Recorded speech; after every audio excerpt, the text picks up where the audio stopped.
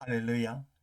오늘 시간에도 하나님이 주신 말씀들의 재료를 가지고 우리의 삶의 양식을 함께 나누어 먹음으로 말미암아 우리의 삶을 축제로 만들어 볼까 합니다. 우리가 창세기 1장 2절에 보면 땅이 혼돈하고 공허하며 흑암이 깊게 있고 하나님의 신은 수면 위에 운행하시느니라 라고 되어 있습니다. 여기에서 이 문장을 보게 되면, 문자 그대로 보게 되면 땅이 혼돈하고 공허하고 어둠이 있습니다. 그 어둠 가운데 하나님의 신이 수면 위에서 운행을 하고 있는 것을 볼 수 있습니다. 땅과 하나님의 신이 함께 대치하고 있는 그런 국면을 연상시킵니다. 그런데 저는 이 말씀을 이렇게 나름대로 생각을 했습니다.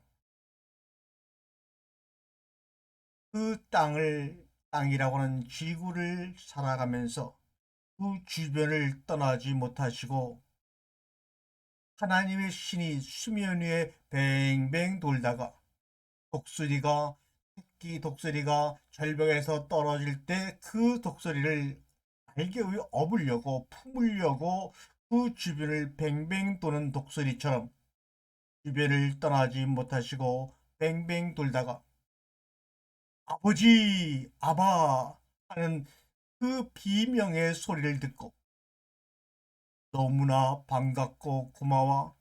나야, 나 여기 있다 하시며 달려가 품에 품어버리시는 하나님 아버지. 그 품는 순간에 부딪힘으로 말미암아 빛이 온 사방으로 퍼져나가 환히 비춰주는 모습이 제 마음속에 그리어졌습니다. 성경은 인내하시며 짝사랑하시던 하나님이 결국은 나와의 짝사랑을 온전한 사랑으로 완성시켜 나가시는 하나님과 나와의 사랑의 이야기를 담은 그러한 귀한 말씀드려 증거드립니다. 그런데 우리는 그동안 성경 속에서 나는 무시되고 하나님과 예수님의 가나에만 집중하고 배우고 가르쳤습니다. 내가 빠진 하나님, 내가 빠진 예수님, 내가 빠진 그 자리를 믿음이라는 추상적인 단어가 나를 대신하여 자리 잡는 이 현상 속에서 우리는 신앙생활을 해오고 있었습니다. 그러나 나를 모르면서 하나님과 예수님에 대해 알면 무슨 소용이 있을까요? 그러니 시간이 지나면 지날수록 오직 섬기고 바치고 충성하면 그게 믿음이요 사랑이라고 오해할 수밖에 없겠지요. 나를 모르니 하나님을 당연히 경배의 대상, 섬겨야 할 대상, 두려움의 대상일 수밖에 없는 것은 어찌 보면 당연한 일입니다. 말씀도 성과 악의 대상, 지키느냐 지키지 않느냐로 나누어질 수밖에 없었겠지. 이쪽에서 저쪽의 것을 지킬 수는 없는 것입니다. 3차원에서 4차원 그 나라의 것을 지킬 수는 없는 것입니다. 이쪽에서 지킬 수 있는 것은 이쪽 것밖에 없습니다.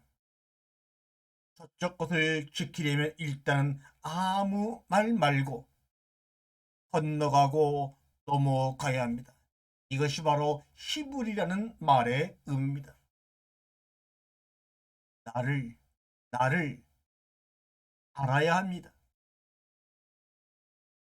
아테네에서 떨어진 델피 신전의 입구에 이런 문구가 있지요. 너 자신을 알라. 그 델피 신전 앞에 써 있는 너 자신을 알라는 말을 되풀이하고 아테네 청년들이 가르쳤던 소크라테스의 그 말로 인해 더 유명해진 말입니다. 너 자신 알라. 얼마 전에는 나훈아 씨가 테스형 하면서 노래를 불러 히트친 그 가요도 있습니다. 또한 과거 오래전에 김국환 씨가 부른 노래 중에 내가 나를 모르는데 내가 너를 알소냐라는 가사로 시작된 타타타라는 가요도 있었습니다. 이 타타타라는 말은 산크리스트어입니다. 산크리스트어로 타타타는 있는 그들의 것이라는 것입니다. 있는 그들의 나를 모르는데 내가 있는 그들의 너를 어찌 알 수 있겠느냐 라는 말을 한 단어로 타타타라고 합니다. 곧 그러한 것, 참 나를 의미하는 것입니다. 한자로는 참 진짜에다가 진여라고 번역이 됩니다. 과연 여러분은 있는 그대로 여러분을 알고 계십니까? 과연 여러분은 있는 그들의 여러분을 만나본 적이 있습니까? 진정 있는 그대로 꼭 하나님이 자신의 형상과 모형들의 지음을 받고 보시기에 심히 좋았다라고 감격해 하시던 그 여러분의 있는 그들의 그 모습을 인생 중에 한 번에도 만난 적이 있다면 여러분의 삶은 눈에 보이는 것 제3자의 판단에 따라 여러분의 마음이 흔들리지는 않을 것입니다. 출애굽기 3장 14절에 보면 인생 80년을 살아온 모세 할배가 드디어 처음으로 하나님께 질문을 합니다. 모세가 하나님에 대해서 물어보는데 무려 장장 80년이라는 세월이 흘렀습니다. 모세가 80년의 세월 끝에 가서 하나님께 묻습니다. 당신은 누굽니까? 바로 이 말이죠. 당신의 이름이 뭡니까? 라는 말은 당신은 누굽니까? 라는 말의 다름이 아닙니다. 80년 동안의 모세의 삶을 신앙을 살펴보게 되면 전반기 40년 애국 왕실에서 왕자로 지냈던 전반기 40년은 애굽의 그 수많은 신과 그를 낳아준 어머니가 믿는 히브리 신을 배우고 믿는 신앙이었습니다. 그리고 광야로 나가서 미디안 광야에서 40년 동안 살 때는 장인 미디안 제사장의 미디안식 신앙교육을 받은 인물입니다. 이 말은 무슨 말이냐? 그 당시로는 세계 모든 신들에 관한 교육을 받은 사람이 바로 모세다라는 것을 성경은 간접적으로 우리에게 말씀하고 있습니다. 그런 그가 드디어 광야에서 불붙은 떨기나무 아래서 드디어 자기 조상들의 하나님을 만나게 되죠. 광야에서 불붙은 떨기나무, 광야라는 그 땅이 얼마나 덥고 뜨거운 지역입니까? 그런데 그런 뜨겁고 햇빛이 내리쬐는 그런 광야에서 불붙은 떨기나무라니요. 바로 이 나무는 모세에게는 말할 수 없는 두려움을 주는 혼돈과 공허, 어둠의 중심지라는 것을 우리에게 불붙은 떨기나무를 통해서도 우리에게 비유로 말씀하고 있는 것 아닙니까? 그 불붙은 떨기나무 아래 혼돈과 공허 아래에서 자기 조상들의 하나님을 드디어 만나 모세는 묻습니다. 당신은 누굽니까? 당신의 이름은 무엇입니까? 그런 모세의 당돌한 질문을 받은 우리 하나님은 나는 엘로힘이야. 나는 여호와야. 나는 여호와 엘로힘이라고 말씀하시지를 않고 나는 나야. 라는 이 하나님의 음성에 하나님의 대답에 엄청난 충격을 모세는 받았을 것입니다. 혼돈 속에서 어둠 속에서 공허 속에서 불타는 떨기나무 앞에서 부르짖는 모세의 절규 당신은 누굽니까? 이때 하나님이 말씀합니다. 나란다, 나란다, 모세야. 나야, 모세야. 너를 지은 아버지란다. 설마 모세야, 내 음성을 잊어버린 것은 아니지? 내 음성을 못 알아듣는 것은 아니지? 내 양은 내 음성을 듣고 나를 따르는데 말이야. 아마 불붙은 떨기나무 아래서 이 음성을 들은 모세는 기절하지 않은 것만도 다행입니다. 10년 동안 고아처럼 떠들던 모세의 마음을 찢고 깨고 들어오시는 아버지의 음성. 모세야, 모세야, 나야, 나. 마치 예수님께서 세례를 받고 지상으로 올라오니 하늘이 갈라지고 하늘이 찢어지면서 너는 내 사랑하는 자요, 기뻐하는 자리라는 소리가 들렸던 것처럼 말입니다. 그렇다면 성경에서 말씀하는 하나님 엘로힘이라는 것은 뭡니까? 엘로힘은 하나님의 이름도 아니입니다. 엘로힘은 하나님과 나의 관계 속에서 파생되어져 나온 단어입니다. 인간들이 하나님을 향해 붙인 단어이자 하나님과 인간의 모습을 표현하는 말입니다. 당신은 엘로힘입니다. 아니야, 나는 나야. 이때 그 나가 너와 합일될 때, 하나가 될 때, 비로소 너희가 나에게 붙인 이름대로 나는 엘로힘이 되는 거다. 엘로힘은 이름이 아니라는 것입니다.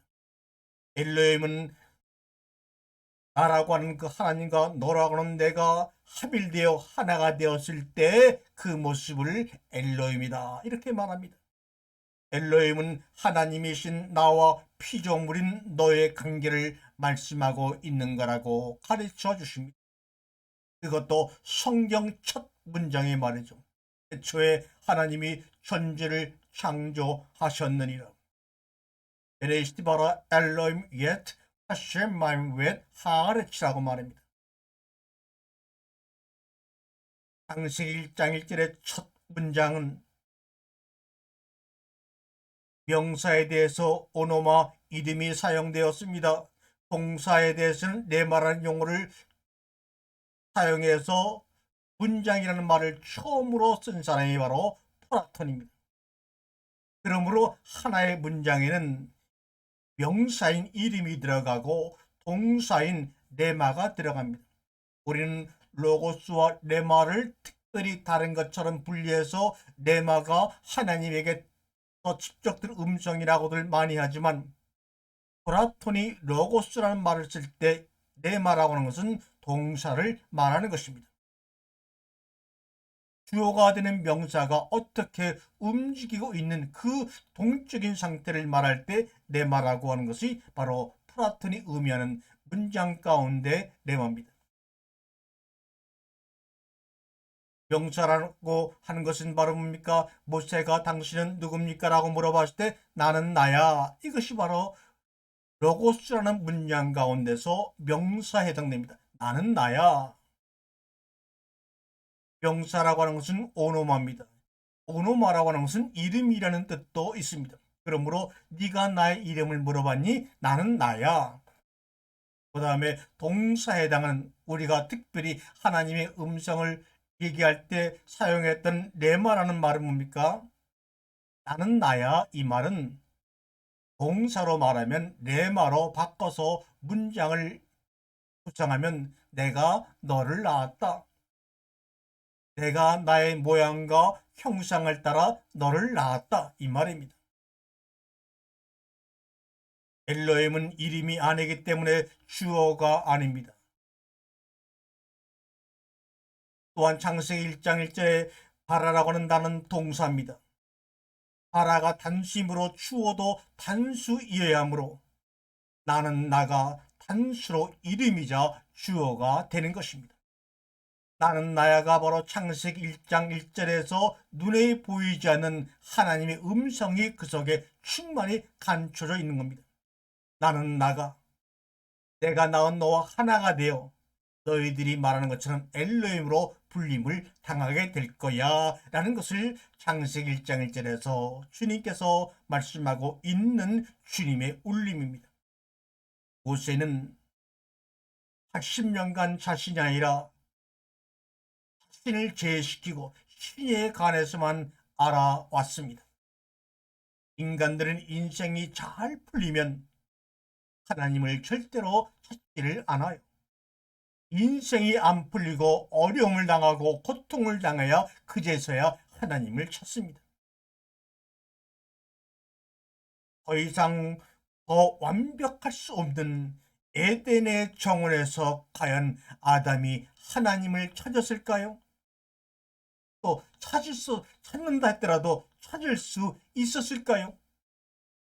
하나님을 능동적으로 찾지 않았을 것입니다. 그저 자기에게 데려다준 그 여자 하와와 함께 오손도손 사느냐고 정신이 없었을 것입니다. 그렇다면 인생이 하나님을 찾으려면 안 풀려야 합니다. 안 풀려야 합니다. 하나님을 멀리 떠나봐야지만 하나님에 대해서 제대로 보고 인식할 수가 있어요. 그래서 성경에서 승자로 불리는 둘째 아들처럼 아버지의 것을 가지고 멀리 떠나서 살아보니 떠나온 그분이 나에게 어떤 의미가 있는지, 그리고 그분 앞에 내가 누구인지를 깨달은 것처럼 말이지요. 그러므로 이미 자신이 낳은 자녀를 품고 일방적인 짝사랑을 하고 계시는 하나님 편에서 보면 아담이 자신을 찾을 수 있는 환경을 만들어 주는 것이 진정으로 아담을 유하는 길이고 사랑하는 길이라는 것을 아시는 그분은 부모로서 자식에게 참아할 수 없는 불가능한 일을 하시지 않을 수 없었던 것입니다. 거기에는 선택의 여지가 없는 것입니다. 마치 아브라함에게 가장 사랑하고 유일한 독자 이삭을 바치라고 하시지 않을 수 없는 모습이 바로 그 모습일 것입니다. 그러자니 무슨 핑계거리라도 만들어서 하나님이 말이지요. 온 우주 만물을 지으신 하나님이 말이지요. 자신의 짝사랑을 우리에게 전하서 정말 서로 사랑을 나누기 위해서 무슨 핑계거리라도 만들어야 하는 하나님이 우리에게 어떻게 보입니까? 온갖 오해를 태초 이래부터 받으시면서까지 어떤 변명도 설명도 하지 않으시고 침묵하시면서 선악과라는 핑계거리를 만들어서 에덴 정원 안에서 동쪽으로 내보내지 않을 수 없었던 것입니다. 이런 하나님의 마음을 여러분들은 아시는지요? 이게 바로 이사야서에 나온 도살장으로 끌려가면서도 침묵하시는 어린 양으로 표현된 것입니다.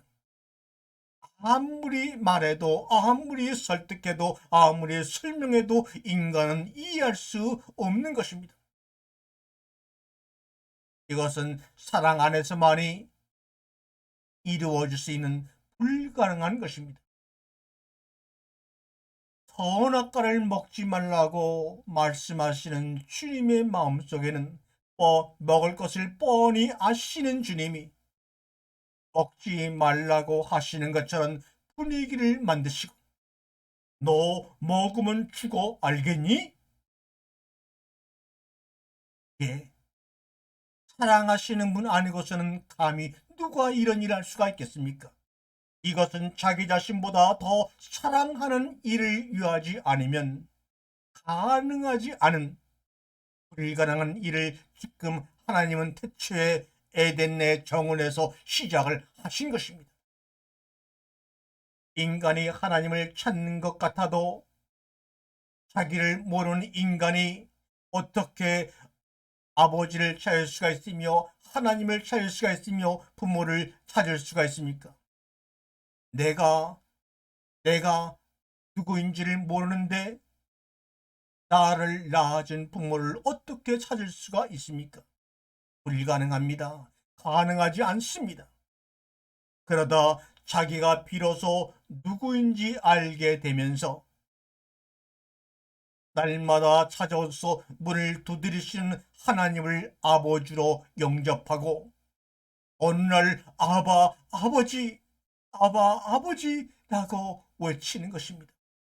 그때 비로소 창조의 첫날이 시작되며 빛이 있으라 하시니 빛이 비추는 것입니다. 보시기에 좋았더라. 창세기 1장 2절의 분위기처럼 혼돈과 공허와 어둠 속에 빠져있는 어린아이가 너무나 무섭고 두려워 아빠 부르면 진정 그 아이의 진짜 아빠라면 단순히 얘야 나 여기 있단다. 두려워하지 말아라.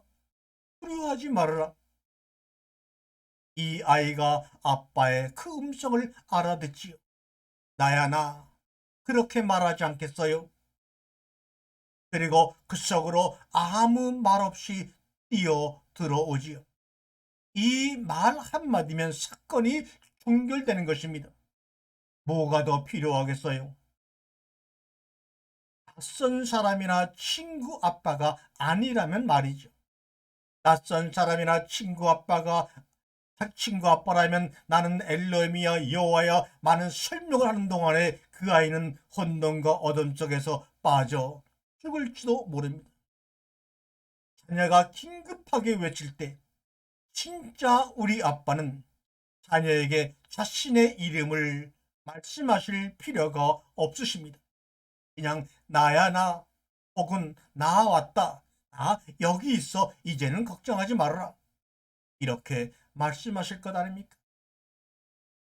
그런데 우리 아빠가 내가 부르니까 처음에 중후한 목소리로 높을 째자 한나라 한자 권세권자 최양건이야 라고 한다면 우리 사랑하는 아들 민수가 저에게 달려오다가 이건 뭐야? 저 사람 저건 뭐야? 오히려 달려오던 걸음을 멈춰 버릴 것입니다. 이상하고 의심이 들어서 말입니다. 내 아버지의 목소리는 처음성이 아닌데 어찌고 중후하긴 해도 저 목소리 내 아버지의 목소리가 아니야 하고 말이죠. 우리가 부르는 하나님 이름은 자기 자녀에게는 필요가 없습니다. 옆집 사람에게나 사무적으로 비즈니스 관계가 아니라면 말이죠. 객관적인 거리에서는 이름을 불러줘야 정상입니다.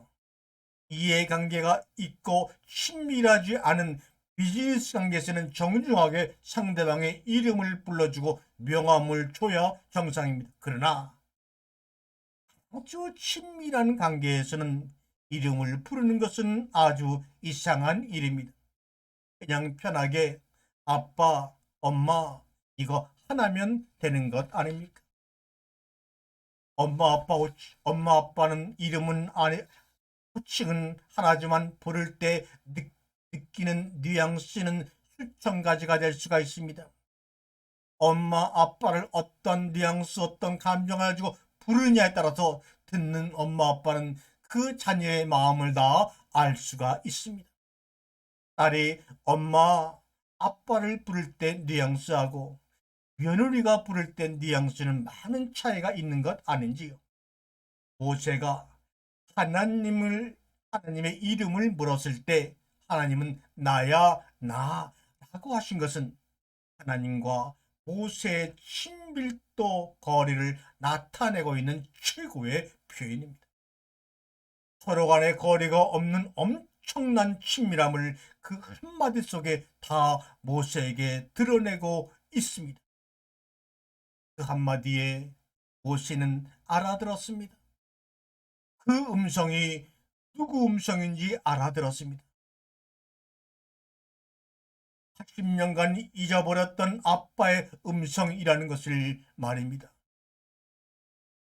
그런데 문제는 아버지의 음성을 듣고도 알아듣지 못해 많은 믿음의 사람들의 옆집 아저씨를 따라간다는 것입니다. 이것이 현대 신앙인들의 문제입니다. 그러나 진짜 아버지가 아니니 본능적으로 계속해 의심이 드는 것을 막을 수는 없습니다. 그러니 따라가면서 계속해서 확인을 합니다. 성경을 가지고 하나님이 누구인지 확인을 합니다. 혹은 목사님의 설교를 통해서 날마다 확인을 합니다. 혹은 기도의 응답을 통해서 현장 확인 작업을 날마다 하니 그 마음이 오직이나 바쁘고 혼란스럽겠습니까? 하나님이 우리와 뭘 가지고 대하실까요? 부모, 자식 간에도 세대 차이로 인해 소통이 잘 안 이루어지는 마당에 말입니다. 내가 나를 제대로 알면 하나님이 내 아버지가 되시지만 제대로 모르면 거짓 아비, 마귀가 우리 아비가 된다고 예수님이 경고하셨습니다. 우리가 말씀을 통해 내가 나를 알고 하나님을 아버지로 깨닫고 하나가 되는 것이 성경의 알파 오메가 처음과 나중입니다. 세상에 누가 진짜 아버지를 알려고 진짜 아버지를 만나려고 공부하는 사람이 어디에 있습니까? 그러나 가짜라면 열심히 공부합니다. 이걸 또 믿음이라고 확증하면서 이 믿음을 위해서는 상대방의 목숨도 앗아가려고 합니다. 열심히 공부해서 알아가다가 피차 진정, 서로가 무슨 관계인지도 모르고 인생이 끝나버리는 경우가 얼마나 허다합니까? 이사야 1절서 4절을 보게 되면 행악의 종자여, 하나님이 누구신지 모르는 것이 행악하고 부패한 것이라고 분명히 우리에게 말씀하고 있어요. 아버지를 아버지로 몰라보고 엉뚱한 놈을 아버지라 하는 것이 행악이요 부패한 마음이라고 말씀하고 있지요. 11장 10절을 보게 되면 누가 너희에게 이런 것을 행하였느냐? 거짓 아비에게 예배드리는 모습을 보고 분노하십니다. 우리가 대면 예배가 옳으냐 비대면 예배가 옳으냐가 문제가 아닙니다. 하나님이 누구인지를 알고 하나님을 아버지라고 부르며 나 자신이 하나님과 하나가 될 때 드리는 예배가 진정과 영으로 드리는 영적인 예배입니다. 진짜 아버지라면 아버지가 자식을 위해서 기도하지요. 이 아버지의 기도를 들을 수 있는 자식이 축복을 받는 것이요, 섬김을 받는 바른 자식입니다. 거짓 자식들은 어떻게든 열심히 기도하여 무엇인가를 얻어내려고만 하고 하나님을 부리려고 하고 자신이 기도하려고만 합니다. 왜요? 자신들의 욕심과 경력을 이루어야 하기 때문입니다. 이들의 아비는 거짓 아비요 마귀입니다. 그래서 마귀를 철대화 신성화 시키는 것입니다. 그래서 신전을 크게 짓고 신상을 크고 화려하게 꾸미고 짓습니다. 현대로 말하면 거대한 교회를 짓고 그 안을 인테리어로 화려하게 꾸미고 짓고 절대화시킵니다. 축복 주고 응답을 준다면 신의 종류는 가리지 않고 수백, 수천, 수만의 신을 섬기고 있는 이 땅의 믿음의 무리들이요. 내가 나를 알게 되면 하나님 아버지가 찾아오셔서 끝까지 잡은 손을 놓지 않으시고 함께 가신다는 그 간절한 하나님의 마음이 창세기 1장 1절 태초에 하나님이 천지를 창조하시느니라 라는 마음속에, 그 말씀 속에 담겨있는 처음과 마지막 우리 아버지의 마음인 것을 소리로 울림으로 깨달아지는 이 귀한 시간 되시기를 주님의 이름으로 간절히 축원드립니다. 아멘.